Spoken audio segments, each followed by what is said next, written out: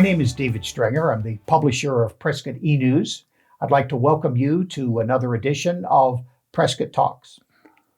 In the closing days of budget negotiations at our state legislature, there was an appropriation made for Prescott. $15.3 million was appropriated for an expansion of our local rodeo.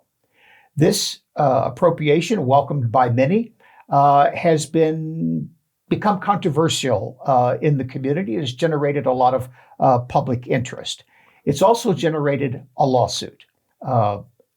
Two local residents, Howard Mechanic and Ralph Hess, have filed a lawsuit on the grounds that the appropriation was not consistent with the provisions of our state constitution in several respects, and we're going to discuss that in this episode of Prescott E-News. Today, I'd like to welcome the lead plaintiff in the lawsuit, Mr. Howard Mechanic. Howard, thank you so much for coming in. Welcome to Prescott E-News. Thank you. I know that you've been around the community for a few years and are well known among many people, but not everybody. A lot of new people moving to Prescott. So could you just take a minute or so and just kind of introduce yourself and tell us a little bit about your background and how you happened to get interested in this issue? Okay, well, I've been an activist for my whole adult life. I've lived in Prescott for 22 years, and before that I lived in the Valley for 28 years. And I've been involved in various issues over that time. Here in Prescott, helped write and pass two initiatives, the Reasonable Growth Initiative and the Taxpayer Protection. When were those? Those they're were familiar to me, but I forget the year. Yeah, they were over 10, 15 years ago. I see. Okay. And but they've been very effective in guiding policy is regarding growth, regarding annexation, and regarding the last one is the Taxpayer Protection Committee that we established the policy that there would have to be a public vote on any expenditure by the city of Prescott over $40 million. How would you describe yourself as a political activist? And it's sort of in 30 seconds or less, what is a political activist and why do you characterize yourself in that fashion? Yeah, and some people say you're an active citizen. And some people think if they just vote, they're an active citizen. But I take it a little further. I like to get involved in various issues over the years. And when I was in the Valley, I was involved in various projects. We had a referendum in Scottsdale because the city had approved an arena for the Coyotes hockey team on Los Arcos small property. I think I remember a little bit about that. Los Arcos was a big shopping mall in not too far from Tempe, and that sort of south Scottsdale. And there was a proposal to use, I think, public monies to develop that parcel. That was over $300 million in subsidies. $300 million, yeah. So I was interested in various subsidies. I was educating the public about Intel Corporation, one of the largest in the world. They don't need a handout, but that's what they do is they go around the world and saying, I'll build a factory if you give us a handout, tax breaks or whatever. And they did that in Chandler. And that was almost 30 years ago, and that was probably the first project that I worked on of that type. Okay. And so that was many years ago. That has to be 20, 25 years ago. Yeah. I vaguely remember that, but I used to spend a lot of time down there, so I remember reading about that. Well, Howard, today you and Ralph Hess are involved in a lawsuit that impacts this appropriation that was made by our state legislature. As I understand it, there was a budget surplus, and Governor Hobbs, in an effort to sort of bring everybody to the table on the budget, allowed legislators to have a certain amount of money that they could kind of use for whatever purpose they thought was appropriate, either in their district or some other state program. And so every legislator had X number of dollars. It was actually quite a few dollars. I think it was in the $20 million neighborhood for our state legislators. And here in Legislative District 1, our two state legislators were able to secure an appropriation of around $15.3 million to contribute toward a remodeling and expansion of our Prescott City rodeos that's run by, is it Prescott Frontier Days? Correct. Yeah. So you took a look at that, as I understand it, and you thought it didn't really make a lot of sense to you. You thought it might be in violation of the gift clause of the Constitution. So you filed a lawsuit, and I'm going to let you take it from there. How did you identify this particular law firm?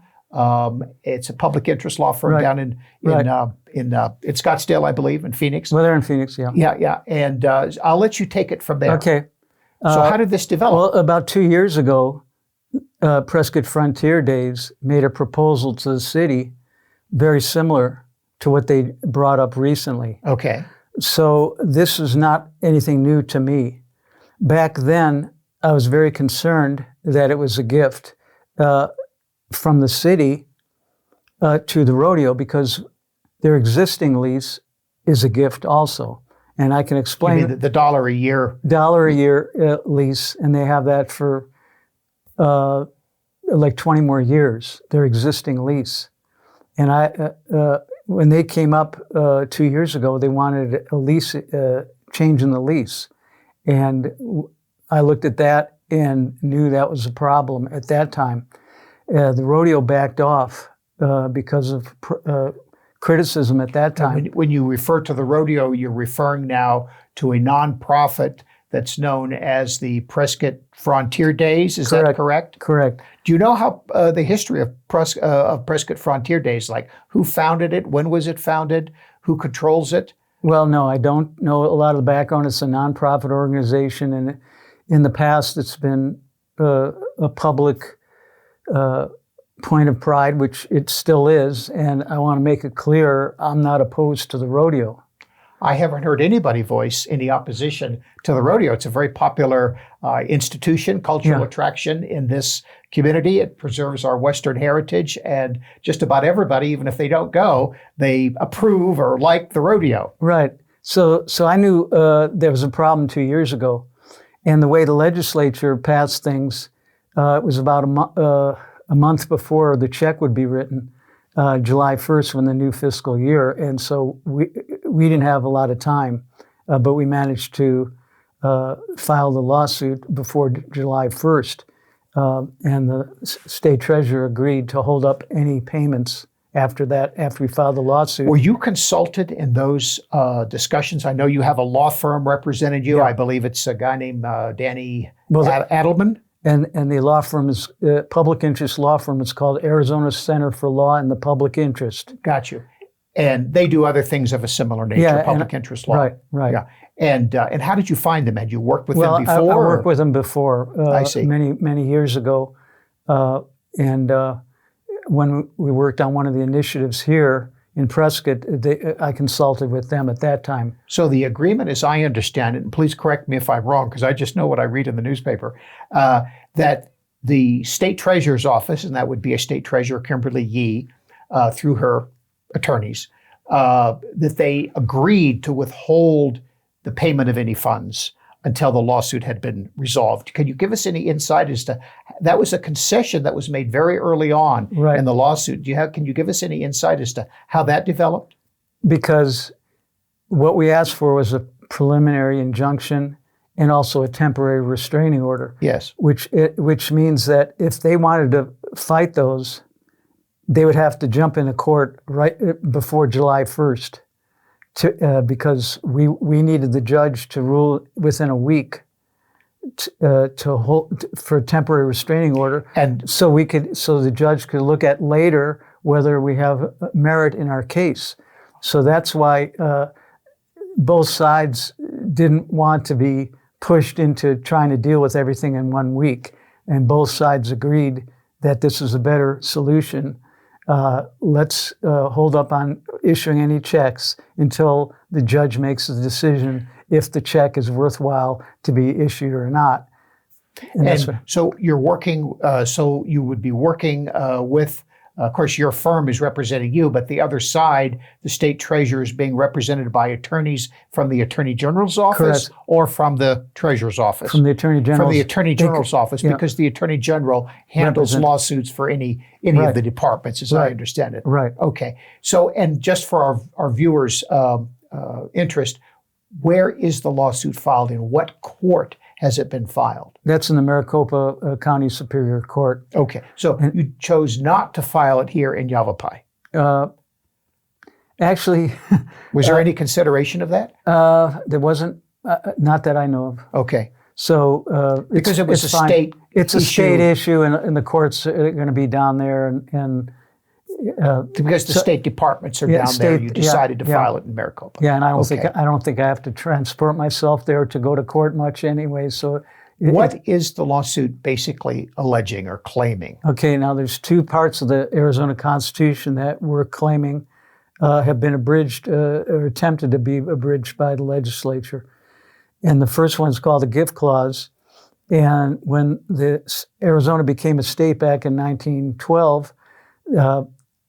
There was concern because of what historically happened in some other states where there's a lot of maybe graft and handouts, that it's in the Constitution that the state cannot give money to a private entity unless the private entity contracts or guarantees in return something of roughly the equal value to the public.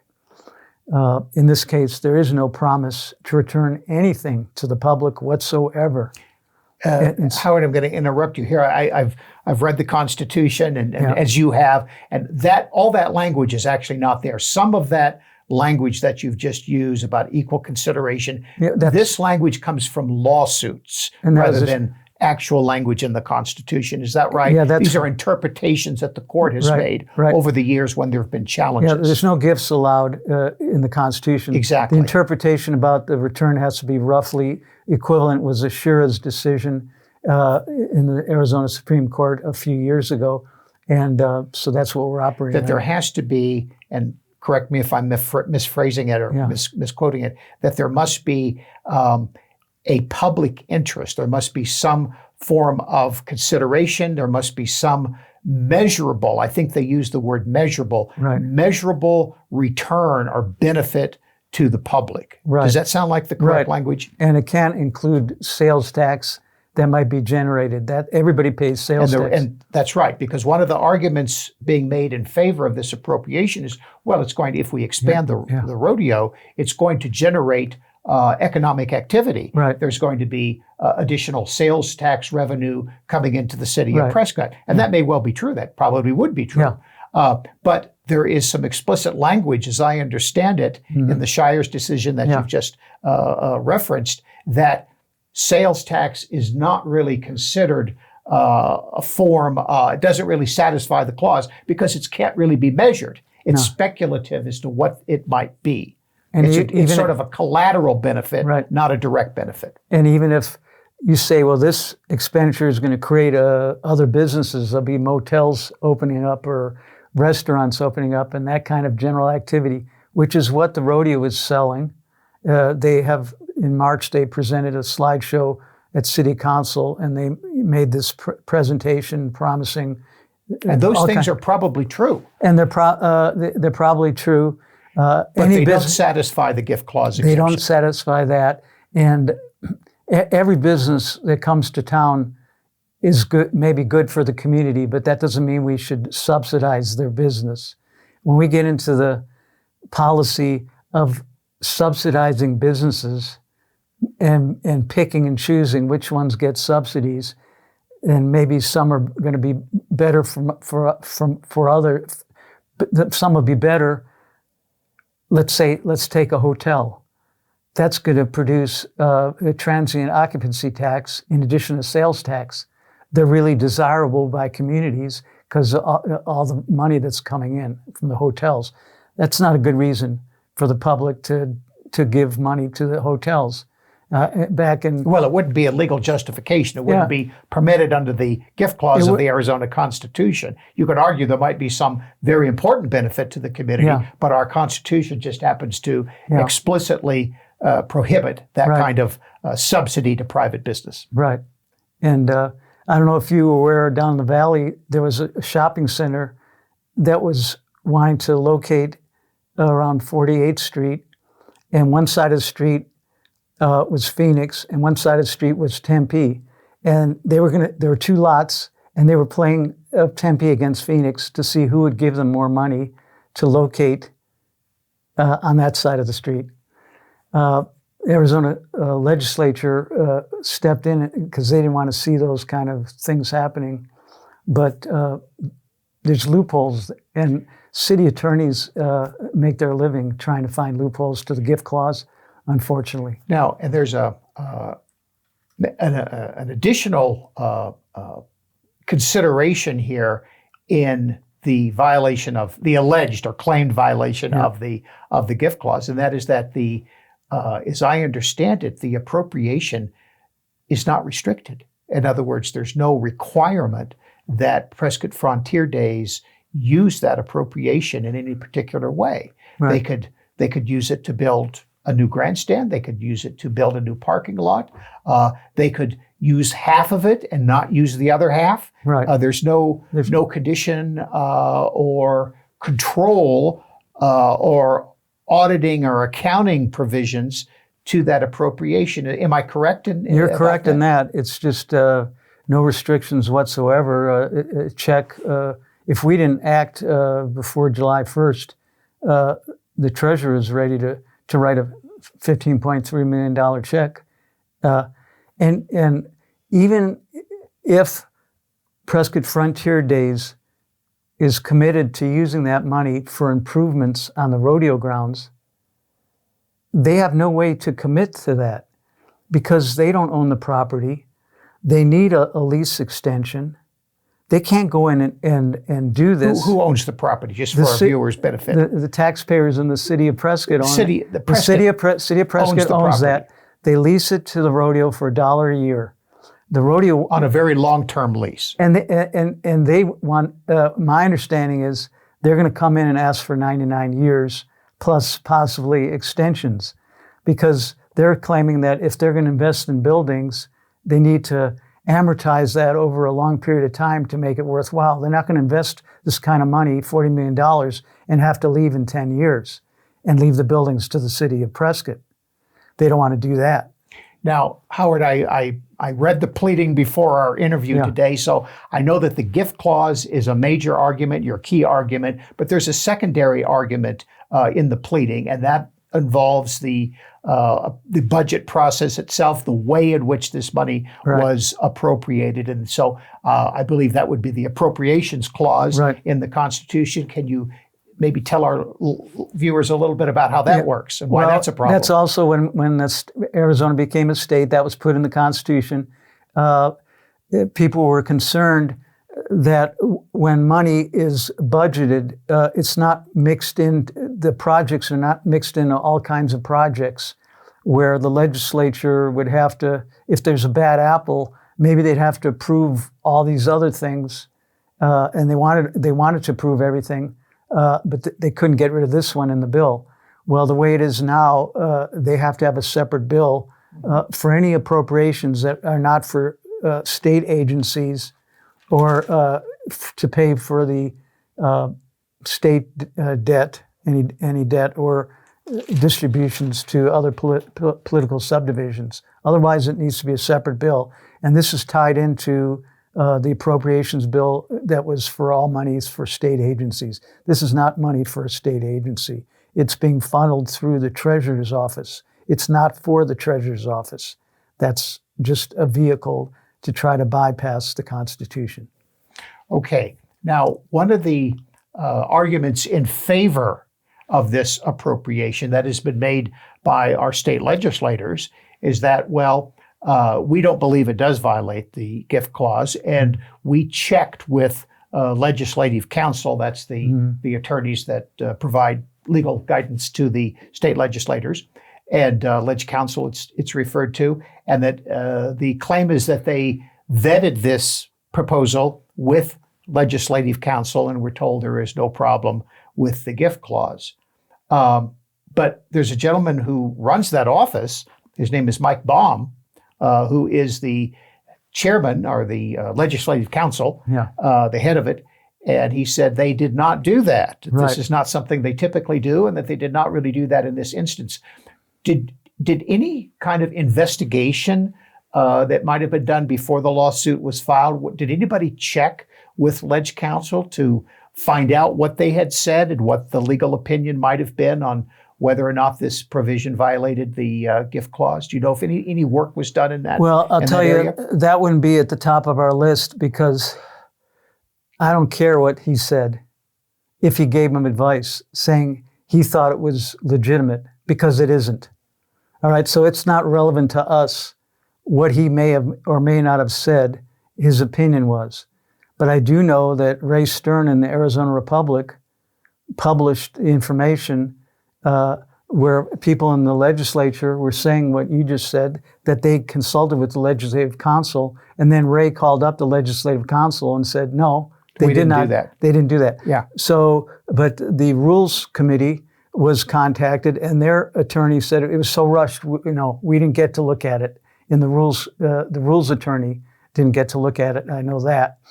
So there's just so many problems. Yeah. Well, I'll tell you, they may have been rushed, and they may not have had a chance to look at it as thoroughly as they might have. But it's going to get looked at now, right? Because it's a lawsuit, right? And it's in court.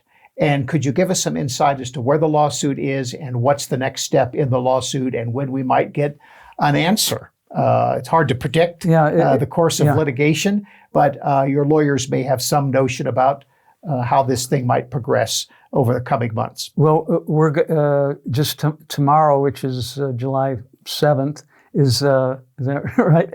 And there's going to be a conference between our attorneys and the Attorney General's attorney, Solicitor General, and they'll be going over the scheduling. The next thing, is my understanding, is we need a response from the state to our claim. And when is the next response from the state due? That's what they're going to find out tomorrow. They're going to set the schedule. So this is active litigation. Things are happening from day to day and week to week. And as you know, it could take years. If there's appeals. Well, if there's a decision appeals, that's adverse to your side, that you obviously have an appeal right, and I think there's at least 2 or maybe 3 levels of appeal before you get to the Supreme Court. Yeah, so it could be a while, and we don't want to stop money coming into this area from the state. Every other area in the state got money, as you know, on these earmarks that every legislative district got. And I'm not happy if money goes back to the state and it doesn't go into something positive in our area.